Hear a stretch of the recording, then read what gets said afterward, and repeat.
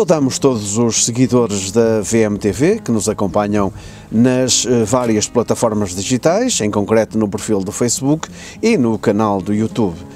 Estamos convosco desta vez para vos contar, direi mesmo, uma história única.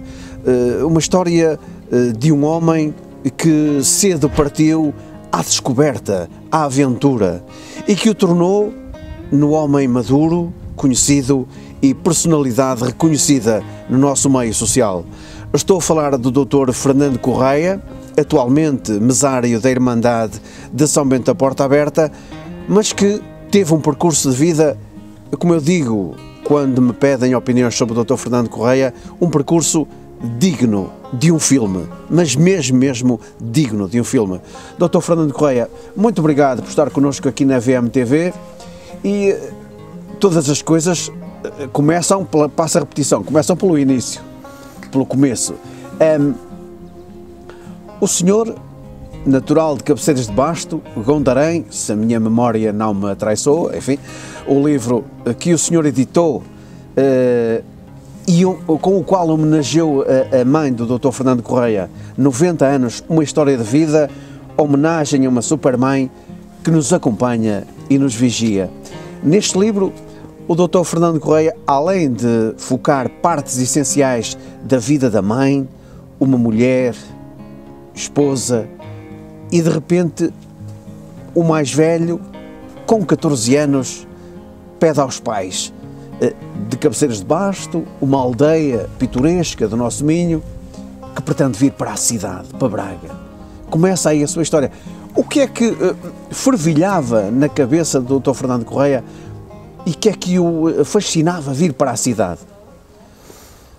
Bom, boa tarde a todos, obrigado por este desafio e também por esta oportunidade.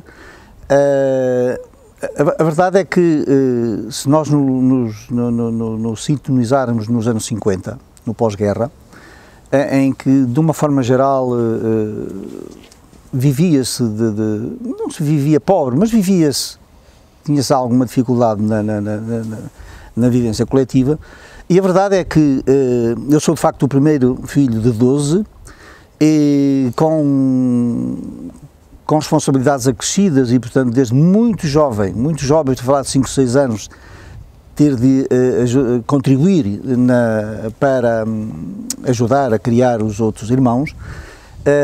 Fui também, ao longo da minha aprendizagem escolar, que nessa altura era até à 4ª classe, ter uma oportunidade de fazer um curso numa escola agrícola. E tudo nasce aí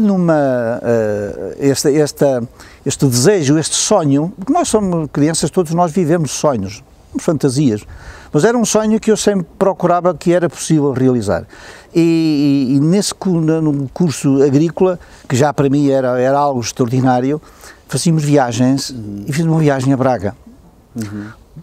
Uma caminhonete da floresta que transportou com um engenheiro que era o professor e que visitámos em Braga, não só a cidade, mas também a zona agrária, onde a gente aprendia coisas tão simples e tão banais nos dias de hoje como relentar o milho, semear o centeio, o linho e até utilizar uma motosserra para cortar uma árvore. E portanto, no regresso à aldeia, no regresso ao dia-a-dia do campo, a gente fica assim, é para ali que eu quero ir. As dúvidas. Claro que para isso não basta só, quando se é criança, é preciso ter-se isso criando referências. Isso eu aprendi muito cedo na vida. Sempre que eu passo por um local onde eu gostaria de voltar ou gostaria de passar, eu deixo alguém a quem eu possa recorrer para o poder fazer. O Dr. Fernando, com 14 anos, vem para Braga, vem trabalhar no duro, como costumamos dizer, em pedreiro, e não contente, quase a fazer 15 anos, pretende ir mais além, ou seja, fica fascinado para ir para Lisboa. Queria ir mais longe? É verdade, aliás, como nós o limite é a Lua, não é? É o céu. É o céu, mas pronto, mas a Lua é aquilo que nos fica mais próximo, onde já foi gente. Na verdade, eu já tinha familiares em Lisboa, tios, sobretudo tios, E Braga, embora fosse uma cidade bonita e que eu prometi a mim mesmo que havia de voltar, e voltei, muitos anos mais tarde, fui com eles para Lisboa no Natal de 1967, 68,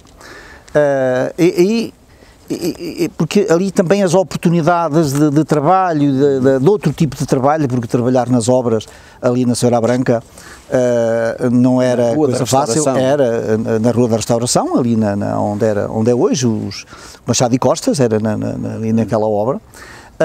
E depois, em Lisboa teria mais oportunidades e foi assim que começou depois, numa primeira fase, algum retrocesso e depois fui caminhando, de certa forma, com a ajuda de amigos, com a ajuda das pessoas que eu fui conhecendo e fui fazendo outras atividades e conquistando o meu espaço. Não contente com a chegada a Lisboa e depois de estar alguns anos em Lisboa, trabalhar em restaurantes, em pastelarias, trabalhar também numa companhia de transporte de açúcar, onde algumas peripécias da sua vida também fazem parte desta história, da história deste livro. O Dr. Fernando, numa ainda menor de idade, com 18 anos, ou 17 para 18, viu o anúncio na televisão para voluntários para a Marinha. Corria-se o risco de ser enviado para o ultramar, mas mesmo assim o Dr. Fernando Correia alistou-se na Marinha. Que coragem e determinação tinha na cabeça para se alistar numa altura dessas, em que toda a gente procurava fugir do serviço militar para evitar ir para o ultramar, e o Dr. Fernando Correia alista-se como voluntário. Olha, também é uma história engraçada. Eu sou muito patriota e, na verdade, nos anos 60, com o início da Guerra do Ultramar, que começa mais ou menos no final dos anos 50, mas sobretudo nos anos 60 com a perca da Índia, todos os jovens passaram a ir para a tropa e o mais provável era todos irem para o ultramar. Uns vinham, outros não vinham, e a mim fazia-me alguma confusão. Eu tinha até familiares e que, portanto, que planeavam fugir, naquela altura fugir a monte para a França para fugir à tropa. Eu achava isso um desrespeito enorme pela nossa casa, pela nossa pátria, e então eu disse, não, eu vou voluntário, eu não quero fugir, e portanto eu vou voluntário para aquilo que for preciso, para aquilo que o meu país precisar. Mas isto também tem uma outra vertente, que é, eu nessa altura já trabalhava no aeroporto de Lisboa. Exatamente. E portanto visitava muitas vezes tudo que vinha dos aviões do serviço de catering. E depois o serviço de catering. Exato. E aí também nós leva-nos a sonhar imensas coisas, até porque nós abastecíamos e prestávamos o serviço a várias companhias de aviação internacionais, a Panamérica, a TWA, a Air France, a Alitalia, a Air Canadá, a South África, portanto tudo um bocado internacional, visto que a TAP tinha um catering próprio. Isso levava-me a sonhar ainda mais, não é? E eu sabia, e lá está aqui mais uma referência, o porquê é que eu escolho a Marinha, porque tinha um primo do meu pai, que era sargento da Marinha, sargento de comunicações. Eu perguntei-lhe se era uma boa opção, e ele disse, sim senhor, claro que sim, e podes vir que eu estou aqui para te ajudar. E, portanto, eu inscrevi-me e consegui convencer a minha mãe a passar-me a procuração para entregar na Marinha, para ingressar na Marinha nos primeiros dias de janeiro de 1972. E a partir daí começa uma nova história. Uma história... Fez formação e foi parar aos fuzileiros navais. Eu fui parar aos fuzileiros navais porque eu era muito fraco. Em habilitações literárias. Era assim que se chamava a disciplina, porque eu não era fuzileiro que eu queria ser. Eu queria ser na área de comunicações, até para seguir o exemplo do meu primo, que, enfim, gostava das comunicações e gostaria de ter ido para lá. Mas como não sabia mais nada, a não ser correr e dar tiros, fui para fuzileiro. Mas não era verdadeiramente aquilo que eu queria, e não era aquilo que eu queria, porque quando se vai voluntário vais por 6 anos. É quase uma vida. Claro.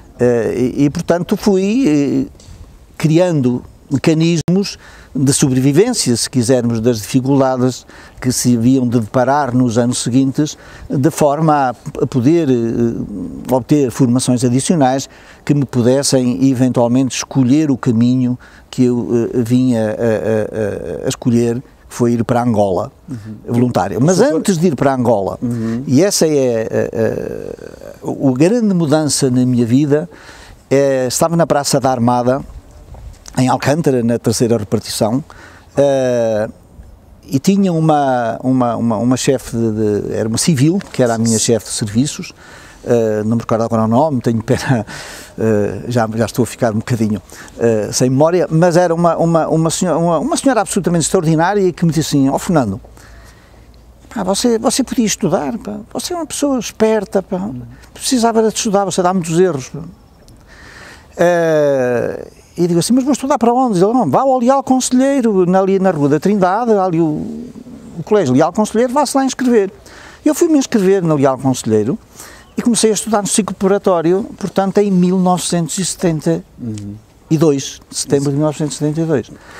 E é a partir daí que começa a minha história, em termos de formação, que uma pessoa começa a sonhar um bocadinho mais alto. Sorte ou não, eu acabo por ir para a África sem concluir o ciclo preparatório, que acabo por fazer, logo que chego a Luanda, também tem... Estamos a falar que o Dr. Fernando Correia chegou a Angola, a Luanda, em 73? Em dezembro, no dia 26 de dezembro de 1973. 73, exatamente. Numa altura em que, de um lado a outro, vivíamos pequenos focos do nascer de uma revolução. Não é? Quer dizer, eu nunca senti isso muito. Mas depois sentiu a revolução em Angola. Em Angola, sim. Aliás, eu costumo dizer que já fiz 50 anos que fui para a Marinha. Este ano é o ano das bodas de ouro. É que nós fizemos a guerra e a paz, porque nós fomos uns com mais dificuldades do que outros, uns que tiveram mais sorte que outros, porque há muitos que não vieram, mas na verdade nós fazíamos a guerra. E passámos o 25 de Abril, uns colaborando mais, outros menos, mas tivemos que fazer, com quem fazíamos a guerra, tivemos que fazer a paz. E viver nesse período de transição, que é quase um ano, é mais de um ano, viver com as pessoas com quem supostamente eram inimigos, passaram a ser amigos.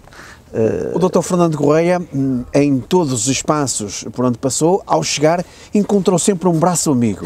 Em Angola, encontra um familiar ou amigo que era controlador Era controlador aéreo no aeroporto de Luanda. Esse que era sargento de comunicações na Marinha, quando eu fui para a Marinha. Foi uma mão amiga que... Exatamente, ele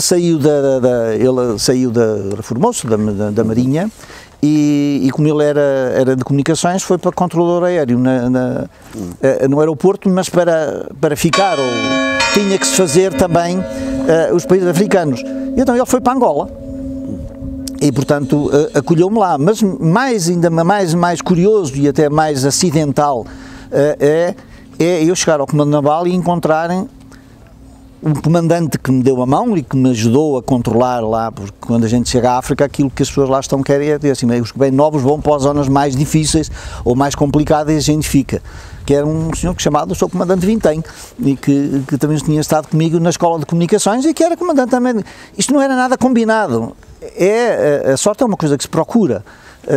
É a gente deixar referências, a deixar contactos com alguém que pode até nunca nos fazer falta, mas se fizer falta a gente saber onde é que pode ir. Estão lá, não é? E pronto, e sempre com alegria, sempre com otimismo, sempre com vontade, e para mim o destino era algo que eu procurava, e aí não foi o princípio, mas foi uma parte, uma faceta importante da minha vida. Em Angola.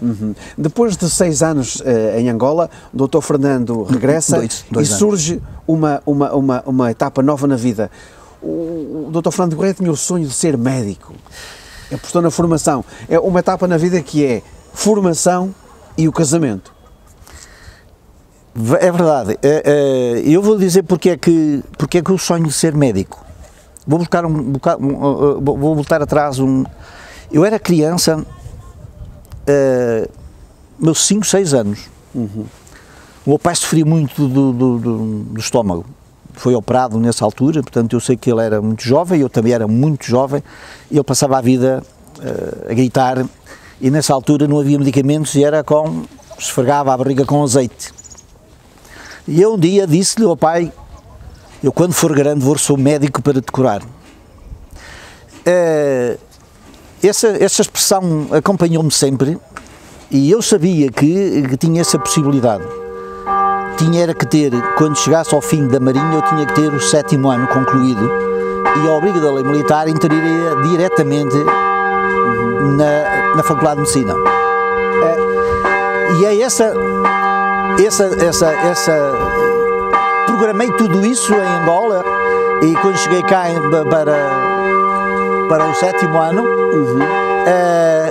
só que fui fintado numa oral de português. Havia uma dificuldade que é, o Dr. Fernando Correia estudava para atingir as notas necessárias para entrar para o curso de Medicina, mas quando chegava à altura de ter as notas, as mesmas tinham sido alteradas, subiam sempre.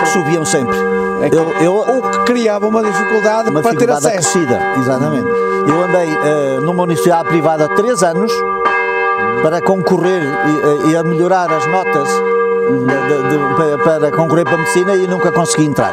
Depois surge também, claro que é uma decisão na vida de cada um, que é o casamento. Depois do casamento, continua a apostar na formação e começa a integrar empresas de renome nacional e internacional.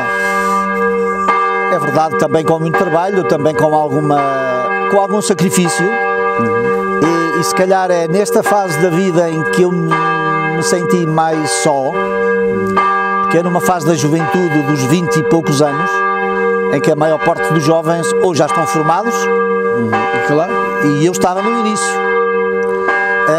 E portanto eu tinha que optar entre estudar ou viver a juventude. Ao optar por estudar e viver a família, é evidente que era marginalizado por outros jovens e até por familiares. Hoje dizia que até faziam bullying. Claro. Hoje a linguagem é quase comum.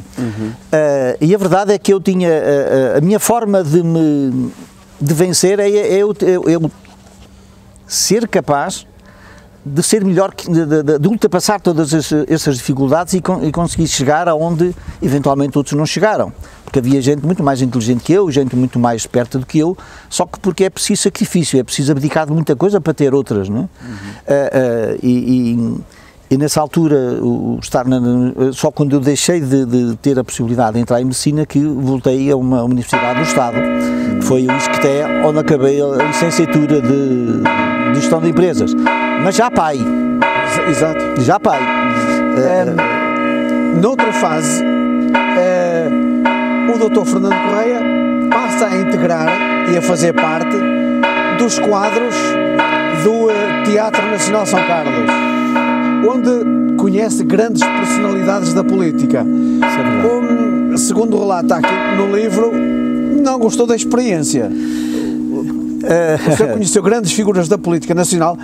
Conheci só meus amigos ainda hoje. É um facto que não enveredou pela política. Não. O facto de os conhecer era muito natural, tornar-se assessor, depois secretário de Estado ou algum cargo do género. Mas o Dr. Fernando Correia, pelo que lemos, não gostou do que viu e disse, a vida para mim não é esta, e quis outro caminho, não é? Mas foi uma época marcante trabalhar no Nacional São Carlos. Foi lindíssimo, foi absolutamente espantoso e ninguém imagina o que é aquela casa, o que é que ela representa para a cultura portuguesa, sobretudo no canto lírico, clássico, no balé, onde eu hoje ainda hoje tenho amigos, quer no teatro, quer na Companhia Nacional do Bailado. Mas porquê é que eu vou parar ao Teatro São Carlos? Começa também na escola. criam-se amizades e, portanto, um dos meus amigos, que fazia parte do meu grupo, era filho do então Ministro da Saúde, professor Dr. Luís Barbosa. Luís Barbosa. Dr. Luís Barbosa, e era secretário de Estado da Teresa Costa Macedo, que depois vem mais tarde da Casa Pia. Mas, o João, que era um dos filhos do meio, portanto fazíamos parte e começamos a estudar nos escritórios do Dr. Luís Barbosa, onde eu o conheci, pessoa absolutamente fabulosa. Nessa altura era aquele tempo quente das FP 25 de Abril, em que o Dr. Luís Barbosa era um gestor mais ou menos famoso, era um quadro superior do topo do CDS, aliás ele foi candidato a presidente do CDS, e nasce ali, a partir daí, uma amizade em que ele nunca, sempre que precisava na área da minha formação, eu também estudei muito o filho, e ele tem 3 filhos, todos muito diferentes, e eu era ali um bocadinho, quase um filho pródigo, amigo dos filhos, e também o seguia como uma pessoa exemplar, porque era uma pessoa que nunca se zangava. No meio de uma discussão que normalmente as pessoas têm, ele parava, contava uma anedota e era uma pessoa conciliadora que eu nunca vi, que eu procuro muitas vezes copiar, mas não consigo, porque era uma pessoa, e depois conheci durante muitos anos e convivi com ele muitos anos, e era sempre aquela pessoa que não havia conflitos sem solução. E era uma pessoa extraordinária. E portanto, quando ele deixa de ser ministro e é convidado pelo professor Cavaco Silva para presidente do Teatro São Carlos, formou a direção do teatro e convidou-me para adjunto de uma das áreas, a administrativa financeira, e lá fui. Da alimentação para o teatro, e foi fascinante. Nesta época, enquanto exerceu essas funções no Nacional São Carlos, o Dr. Fernando Correia dá aqui uma demonstração que não gostou muito do comportamento do Pedro Santana Lopes. Esqueci-me disso. Houve assim algum episódio? Nessa altura, claro que eu está na livre, porque existiu um episódio que o desgostou. Quando eu fui para lá, a secretária de Estado da Cultura, de quem se dependia funcionalmente, era a Patrícia Gouveia, que era uma pessoa absolutamente extraordinária. O Teatro São Carlos, como todas as atividades, são plurianuais. Os orçamentos de Estado são anuais. E, portanto, havia um compromisso entre a direção do teatro, eu não era a direção do teatro, mas produzia a informação, tinha que haver um compromisso para que no ano seguinte, quando se fizesse o orçamento, constasse também da Secretaria de Estado da Cultura.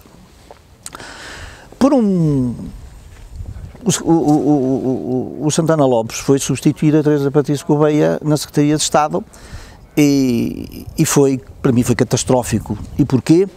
Porque era um indivíduo assim um bocadinho ditador, sei lá, eu lembro-me de uma visita que o Dr. Luís Barbosa quis fazer à Rússia e ele não deixou.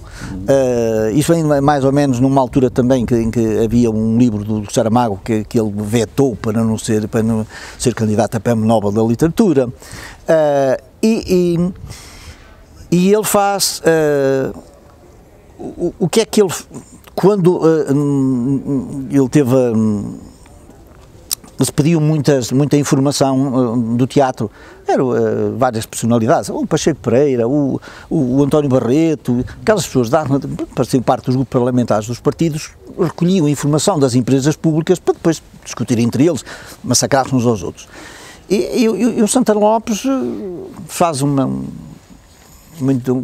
entrevista no Expresso, e dá o Teatro São Carlos como um exemplo de má gestão, porque assumia compromissos de despesas para além do orçamento. Eu achei aquilo tão vil, tão cruel, tão baixo, que eu pedi ao Dr. Luís Barbosa e disse: você tem que pôr os pés à frente deles. Os meus filhos já estão crescidos, então eu vou-me embora, não me tento. O senhor vai também, bom. Eu vou-me embora. Não, ele não foi. Ele tinha a pachorra toda. Eu é que não. Depois do Nacional São Carlos, o Dr. Fernando Correia vai para a gestão financeira, diretor financeiro, de umas empresas que estava a construir a autoestrada Porto-Lisboa. Porto-Lisboa. Como é que surge uma mudança? É uma mudança radical. Da área da cultura. Eu sempre fiz... Passa para os transportes e comunicações e obras públicas. Eu sempre fiz mudanças radicais. Só que há uma coisa em comum em todas elas, é a economia e as finanças, quer dizer, você pode fazer sapatos, pode produzir panquecas, mas as finanças mas os números são sempre os mesmos, o dinheiro é o mesmo, e de facto aquilo que há de comum é isso. Agora, a verdade é que eu grandes trajetos de carro. Eu fazia Leiria, Porto Mós, Massamá, já todos os dias. Naquela altura, ou não? Ainda não, porque nós estávamos a produzir a autoestrada, só havia a autoestrada até a Vila Franca de Xira. Mas no Estado ganhava-se muito mal. E quando eu apresentei a minha demissão, eu explico ao Dr. Luís Barbosa aquilo que ia fazer, e disse-lhe para onde é que ia, ele dizia, desgraçado, vais-te sujar todo. Eu digo assim, pois é, mas eu vou ganhar X, diz ele assim, isso nem eu ganho aqui. Pois. E eu fui. Fui, não foi muito tempo, mas foi absolutamente extraordinário também. Porque se aprendeu muito, e só esta simbologia de fazermos a ligação do autoestrada a Porto-Lisboa. Nós fizemos, aquela empresa, fizemos da ponte sobre o Real Vial até Fátima. Foi o último troço a ser feito e a inauguração foi feita no nó de Torres Novas. E ter participado nisso, para mim, é um marco absolutamente histórico. As pessoas que não caminharam pela estrada nacional 10, 12 horas daqui a Lisboa e Vila, nem imaginam a felicidade que isso é, participar nesse projeto. Não contente, e podia ficar acomodado numa grande empresa como a que estava a exercer esse cargo, o Dr. Fernando Correia vem para o têxtil, para o Val do Ave, para a grande empresa Somelos. Como é que dá mais um grande passo? Lembras há bocadinho de eu dizer que quando eu saí de Braga para Lisboa, disse assim, um dia vou voltar. E vinha aos bocadinhos ao para cima. E quando eu saí do Teatro São Carlos, tive a oportunidade de dizer ao Dr. Luís Barbosa, digo assim, eu vou começar o meu regresso. Vou para a Leiria, mas vou começar o meu regresso à minha terra. E é verdade que ele também tem muita culpa nisso. Aliás, ele sempre me acompanhou de uma forma nas sombras, se quisermos, porque falávamos todos os anos, aliás, assim como falo com ele todos os anos no dia do seu aniversário, ele é da idade da minha mãe, mas... Na empresa Somelos, o Dr. Fernando Correia criou uma família. A indústria de Somelos era uma empresa grande que, com a crise do pós-entrada na Comunidade Europeia, veio a crise de facto com a abertura dos mercados, muitas empresas entraram em dificuldade. E havia grandes empresas que era preciso transformar em pequenas empresas nas suas áreas de especialização para elas se tornarem mais autónomas e mais... O Dr. Luís Barbosa, eu conto depois disso mais tarde, nessa altura eu não sabia, ele era consultor da Dona Manuela de Melo, do Grupo Melo. Do Grupo Melo, aliás, que são também fundadores da TVI, assim como foram do BCP, e quando foi preciso criar os quadros para as empresas do grupo, ele indicou aos responsáveis da Somelos que havia um sujeito em Porto Mós nas obras públicas que era capaz de ser interessante para a direção financeira de duas das empresas. E um dia o responsável pelo recursos humanos, que era um militar, lá está. Me contacta em Porto Mós e me convidam a vir aqui em novembro de 1990. Tivemos uma conversa e em 15 dias apresentei-me aqui Este exercício no têxtil, na Somelos, deu a oportunidade ao Dr. Fernando Correia viajar pelo mundo. O senhor, desde os 5 continentes, passou por todos eles um pouco, não é?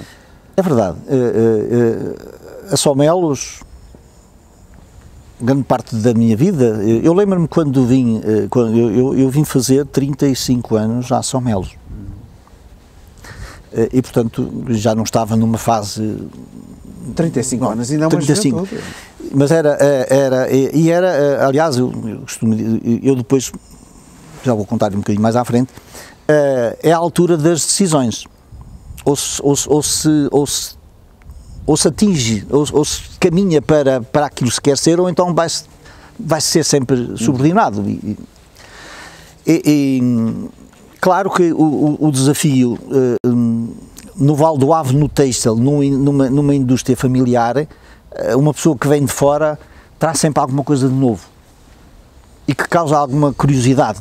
E nesse aspecto eu fui muito bem recebido e a família foi absolutamente extraordinária, a Dona Manuela de Melo, porque também não havia assim grandes escolas, não havia grandes condições, e criaram condições absolutamente extraordinárias. E claro que enquanto financeiro tinha a preocupação das empresas internamente, das empresas de duas, porque elas eram várias, havia uma série delas, havia muita gente, mas a curiosidade, eu já tinha estado, quando trabalhava no aeroporto, eu tinha também alguma coisa com a área dos custos e com a área comercial. E o desafio foi, de certa forma, era colaborar na criação e no desenvolvimento de novas coleções, de produtos, neste caso fios, porque a parte mais interessante disto é que vender sapatos, uma pessoa calça e veste, vender camisa, agora vender fio, como é que você explica a alguém para lhe comprar fio, para que é que ele serve e como é que vai fazer? E esse é o processo mais lindo que você pode imaginar num processo têxtil. Sobretudo quando estamos a falar de matérias-primas naturais, o algodão, a lã, ou até de sintéticos ou de artificiais. E isso criou de facto um entusiasmo em toda a gente, em todos aqueles que colaboravam, e eu comecei também a participar na área comercial. E primeiramente em exposições em Paris, onde se fazia uma exposição todos os anos, das fiações, em Florença, em Intimissimo, em Lyon e nos Estados Unidos. Exato, Canadá, Estados pela Unidos, força, Brasil, Argentina, isto em termos de Turquia, exposições. China, Japão, Hong Kong, Macau. Depois como no final dos anos 90, em dezembro de 98, princípio de 99, criou-se uma empresa nova com produtos mais elaborados, e é nessa altura que eu passo para a administração. Eu sou administrador financeiro e comercial. E então acompanho qual era o objetivo. Aliás, a estratégia, depois já quando se criou as empresas, era a internacionalização, porque um grande problema da economia portuguesa era uma economia fechada. E, portanto, nós tínhamos que como era um grupo grande, espalhar pelo mundo.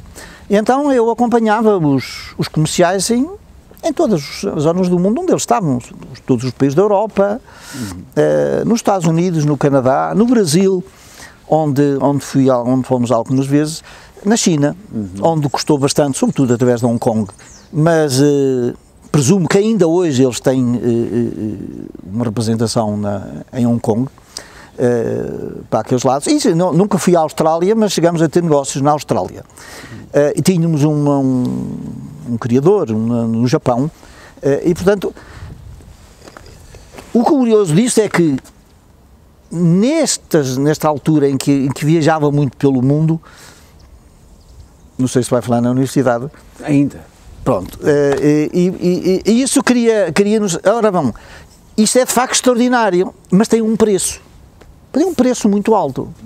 É que você não acompanha o crescimento da filha, não acompanha a vida familiar, portanto isto tem preço, isso é preciso ter um suporte, é preciso ter um suporte familiar, psicológico e familiar, porque senão isto é impossível. Era essa parte da vida do Dr. Fernando Correia que eu ia agora focar, que depois de ter passado por grandes empresas do país e do mundo, lecionou também na universidade e procurou descansar um pouco e conheceu uma grande figura da Igreja, infelizmente já não está entre nós, que também o chamou a desempenhar grandes funções na Diocese, não só na Diocese, como também noutras grandes instituições daqui do Concelho de Braga. A universidade aparece, as coisas acontecem porque as pessoas estão lá. A universidade, o convite para dar aulas, aparece com uma figura que é o professor Veiga Simão. Não, o professor Fernando Romero. É Fernando Romero. Que juntamente com professor. Juntamente com o professor Veiga Simão formaram a Universidade Lourenço Marques. E quando regressaram a Portugal, o professor Veiga Simão ficou no técnico, e ele também dava aulas no técnico, e depois pertenceu à comissão instaladora da Universidade de Minho, de quem veio a ser vice-reitor, e depois, um dia, e quando ainda a minha família vivia em Lisboa e eu já vivia aqui, eu ia e vinha todas as semanas. E encontrava aquele homem no comboio, carregado de livros, a ler, e começámos a trocar impressões. Era uma pessoa absolutamente deliciosa, era uma pessoa, tinha um sorriso malandro, mas é uma pessoa deliciosa. Uma pessoa simples. E que até a dada altura, ele já me dizia ao Fernando, vê lá se me encontras a biografia, porque ele era orientador de tese de doutoramento e, portanto, verificava e, portanto, fazia a correção. E eu fiquei um bocado apaixonado com aquele homem. Pois. Mas, na verdade, um dia, o Sr. José Ângelo, o filho dele, o Zé Maria, que já morreu, que era o dono da Dom Coleto, morreu com 37 anos com um cancro, que era aqui de Palmeira. Mesmo assim, ao Fernando, o meu filho saiu agora da universidade, se arranjasse em forma de ir lá fazer um curso que é para ele se enquadrar, e nós fomos os dois inscrever na universidade, num curso de especialização, uma pós-graduação. E fomos os dois e nos inscrevemos, e no primeiro dia de aulas, quem era o orientador, o responsável pelo curso? O professor Romero. E já éramos amigos, ainda ficamos mais. Acabei o curso, no ano seguinte fiz um estágio na Suíça, e no final ele disse-me assim: tu não te importas de dar as minhas cadeiras? Eu digo assim: professor Romero, eu até sou fraco, até para... Não me meta nisso, diz ele. Vais dar as minhas cadeiras. E portanto, foram 15 anos a dar as aulas das cadeiras dele, análise custos 1, análise custos 2, e depois uma nova disciplina. Com a área financeira, não é? Tudo tem a ver com, na gestão industrial. Isto é a área financeira para engenheiros, nas escolas de engenharia. E foram 15 anos como docente na Universidade do Minho. No fim desses 15 anos, o Dr. Fernando Correia medita, é preciso descansar um pouco, parar um pouco, e acaba por se reformar aos 55 Mas anos. Na universidade, o que faz com que eu saia da universidade foi o processo de Bolonha, foi a reforma do ensino. Sim. Porque o processo de Bolonha reduz de 5 para 3 anos e há menos necessidades de convidados, e portanto, e depois também havia umas exigências especiais para os convidados para dar determinadas disciplinas, tinham que ser doutorados e portanto eu fui dispensado ao fim desse tempo. Claro que estávamos a chegar aos 54 anos, nessa altura já com 54 anos, e a pressão começou a ser muito grande e comecei-me a sentir um bocadinho já desconfortável. E pedi ao senhor dos recursos humanos da São Melo, pedi assim: olha, faça-me aí a avaliação do meu tempo de serviço. E disse a ele: olha, vou se calhar dizer pela primeira vez o número, se a reforma for sobre 1.500 euros, eu vou-me embora. E ele fez as contas, dava um bocadinho mais, então metemos os papéis. Em junho de 2008, eu comunico à administração da São Melo, em setembro sou destituído da administração, e no dia 29 de janeiro de 2009, quando eu faço 55 anos, sou reforme do trabalho com os outros, porque eu nunca me reformei. Exatamente.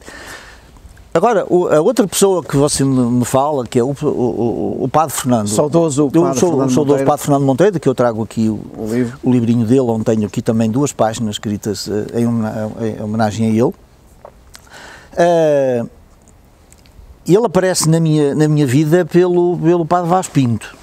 O António Vaz Pinto. Exatamente. O Padre Vaz Pinto. Dos Jesuítas. Exato. Ele era o presidente do Banco Alimentar. E vivia em Braga. Sim, que eu trabalhei com ele, com o Padre. Portanto, em 97, 96, 97? 97, 98. Chega a Braga, entretanto cria-se um movimento com os ex-dissidentes do CDS, onde estava lá o Nuno Oliveira Dias, e o filho mais novo casa com uma rapariga aqui de Braga, e nós fazíamos parte do mesmo movimento.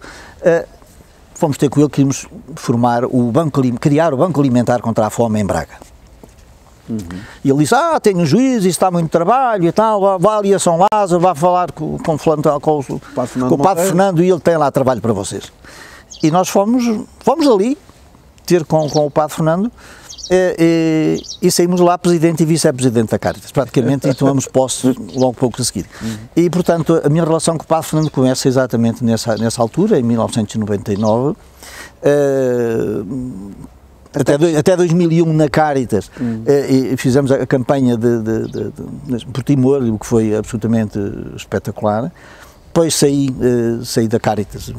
Portanto, a Irmandade de São Bento da Porta Aberta. Isso é muito mais tarde. Isso depois, o Padre Fernando, com as diferentes atividades que ele desempenhava na Diocese, teve-me sempre como amigo e pedia sempre a minha opinião, e eu dava com todo o gosto, e era uma pessoa muito paternal, e que a qualquer momento me ligava, dizia assim, vamos beber uma pinga boa, para falarmos um bocadinho também das suas angústias, porque eles também têm angústias, são padres, mas têm angústias. De maneira. E já em 2009, acho em 2008 morre o Socorro Melo, que era o presidente da Irmandade de São Bento, e é nomeado o Padre Fernando. E ele teve muita dificuldade em entender-se com a situação que parou, e pediu-me ajuda. E eu, com todo o gosto, fui ajudar, dentro daquilo que era aquilo que eu podia, e onde estou até hoje. E diga-se em abono da verdade que o Dr. Fernando Correia tem feito um trabalho notável na recuperação do hotel de São Bento da Porta Aberta e toda a instância religiosa, que desde então até hoje sofreu grandes melhoramentos e grandes investimentos. E continua a ter. Está em curso neste momento a construção do passadiço. Para fechar, Dr. Fernando Correia, a nossa conversa vai longa, havia muito mais a contar, como eu disse no início, a história do Dr. Fernando Correia é digna de um filme. Para os próximos tempos está a apresentação de mais um novo livro que vem no seguimento deste, que é o motivo da nossa conversa também, 90 anos, uma história de vida, um livro que o Dr. Fernando Correia escreveu e dedicou, e tem como título Homenagem a uma Supermãe que nos acompanha e nos vigia. Como eu disse há instantes, aproxima-se uma nova edição de um novo livro, para terminarmos esta nossa conversa, Dr. Fernando? Eu costumo dizer que isto não é um livro, são retalhos da vida, isto não é um livro literário, nem coisa assim nenhuma. Um livro pressupõe algo formal em termos de conteúdo. Agora, são retalhos da minha vida, nesse caso, em honra, portanto, em homenagem à minha mãe, porque agora o que efetivamente vai sair brevemente são umas memórias biográficas da minha mãe, que começam nos anos 30, e que eu espero que